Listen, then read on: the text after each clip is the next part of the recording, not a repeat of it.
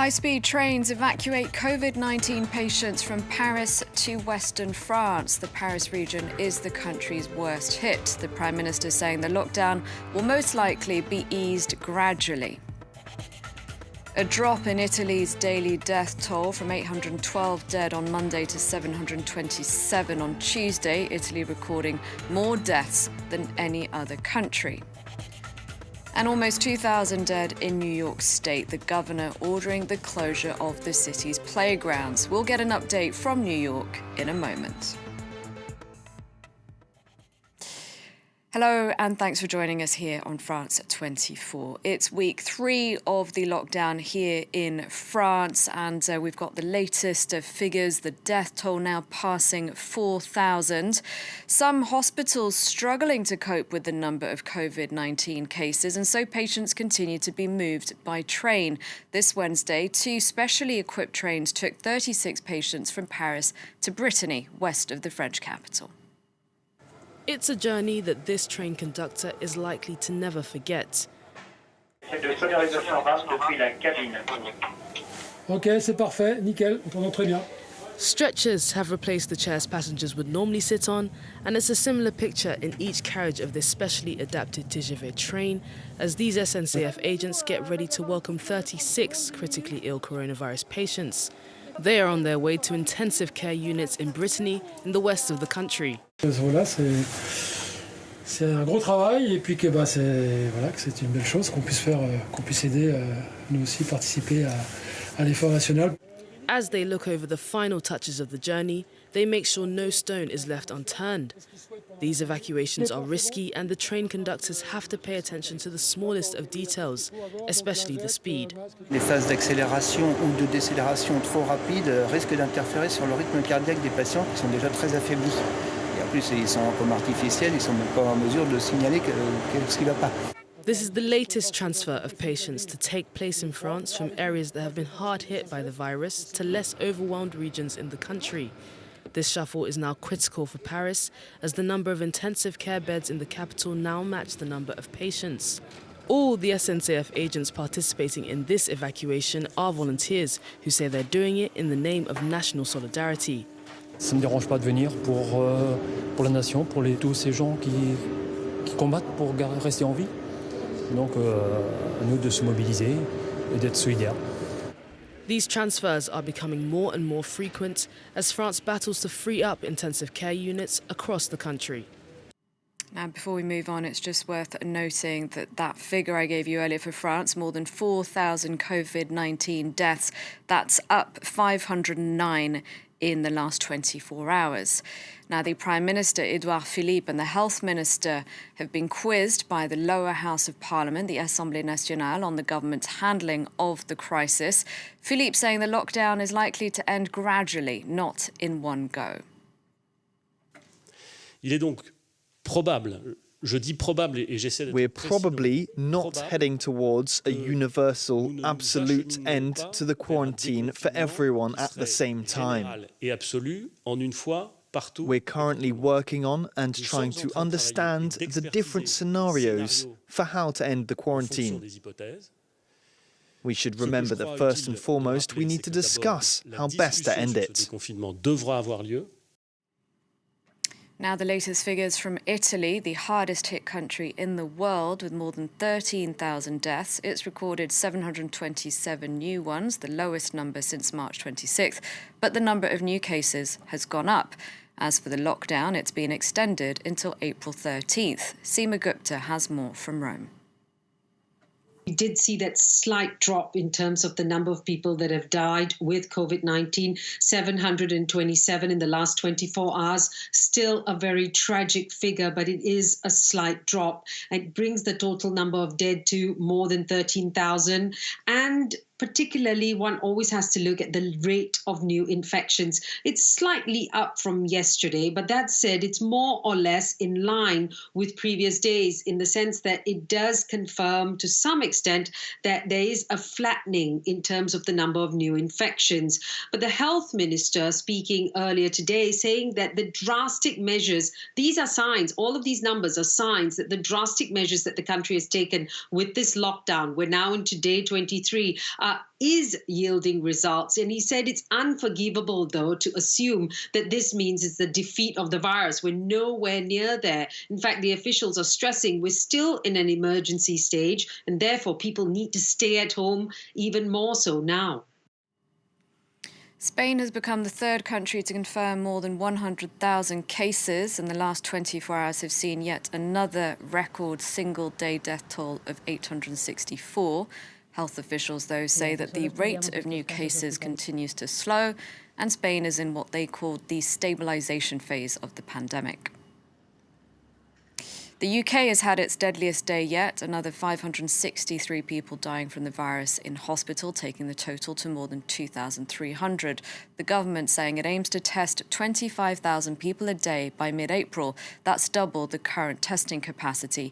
Also, makeshift hospitals are being built. Ellen Gainsford reports. It's being built in record time. London's New Nightingale Hospital has 500 beds, equipped with ventilators and oxygen, and space for 3,500 if the coronavirus crisis deteriorates. The open-plan wards are designed to give staff full visibility of patients. We have gone back to what Florence Nightingale taught us, which is if we can see you, then we absolutely can make sure that you're safe and well cared for. 2 more similar hospitals will be set up in Birmingham and Manchester. The UK now has around 30,000 confirmed cases of COVID-19. But with a shortage of testing kits, many people with symptoms aren't able to check if they have the virus. For NHS workers, it's a problem. Some are having to self-isolate when they're needed in overstretched hospitals. This is a time when people need us more. Rather than staying home, if I'm sure I'm negative, it's better for me to go back to work rather than waiting for 14 days at home.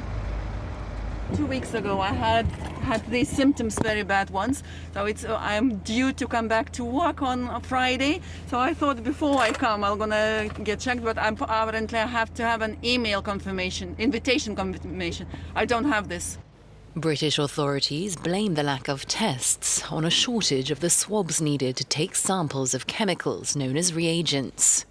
But some have criticised the government's response to the outbreak. The UK was slower than many European countries to implement lockdown measures to help prevent the transmission of the virus. Turning our attention now to the US, where New York is the worst affected state, more than a quarter of the 4,000 plus total. And the governor, Andrew Cuomo, has been giving his daily briefing. This after President Donald Trump, who not that long ago was downplaying the severity of this outbreak, said Americans must brace for a tough few weeks ahead. Joining me from New York, our correspondent Jessica Le Mesurier. Jessica, what's the latest?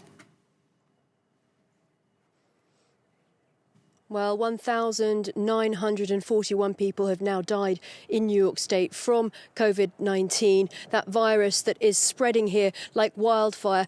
83,000 people have tested positive. Those are the latest statistics from New York Governor Andrew Cuomo. He gives a briefing every single day, and New Yorkers really wait for that briefing to get all the latest information. This Wednesday, he announced that all New York playgrounds are going to be shut, all playgrounds in New York City, because people are not respecting the social distancing rules as they will. So he's having to enforce that now in order, in particular, to get young people to make sure that they stay far from each other and, if possible, that they stay at home. Another grim statistic that he gave in this briefing was regarding ventilators. He said that people who end up going on ventilators only have a 20% chance of getting off alive.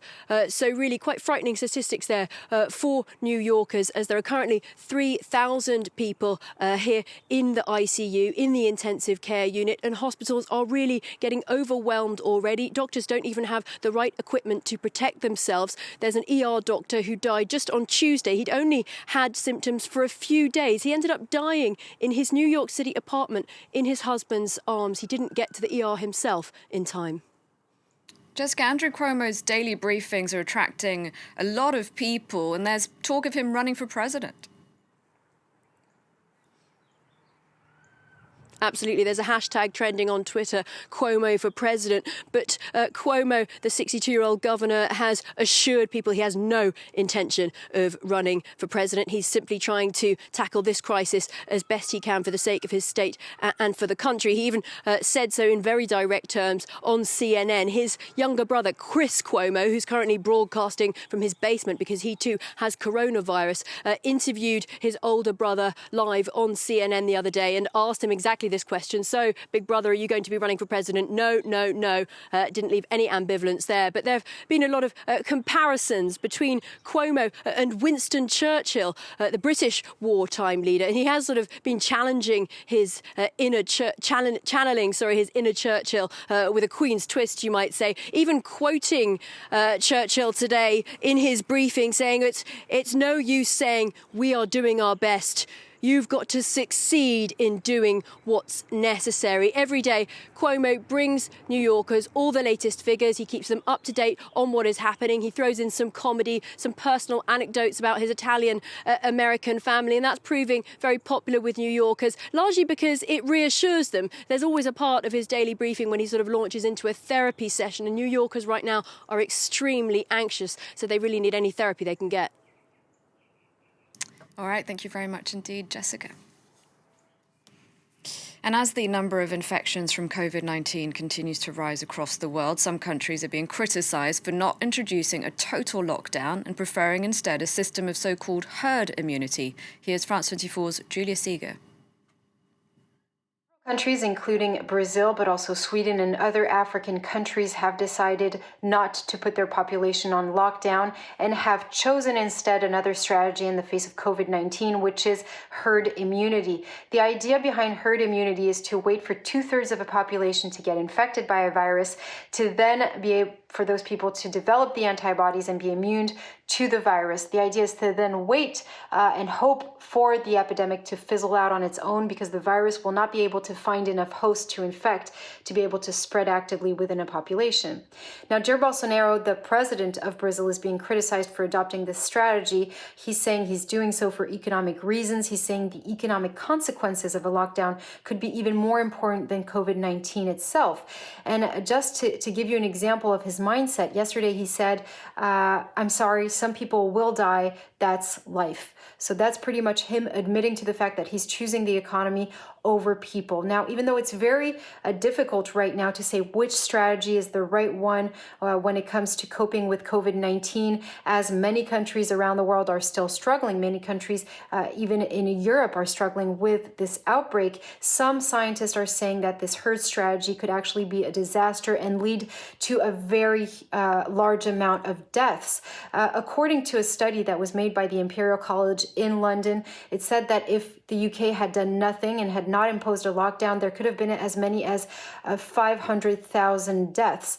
Now, when you compare to other countries who have decided not to put their population on lockdown and who have done a good job at mitigating the outbreak, like South Korea, for instance, they actually had the means to protect their population with masks. They also had many testing kits, and they had a very robust medical system, which is not the case in a lot of these developing countries who are choosing herd immunity.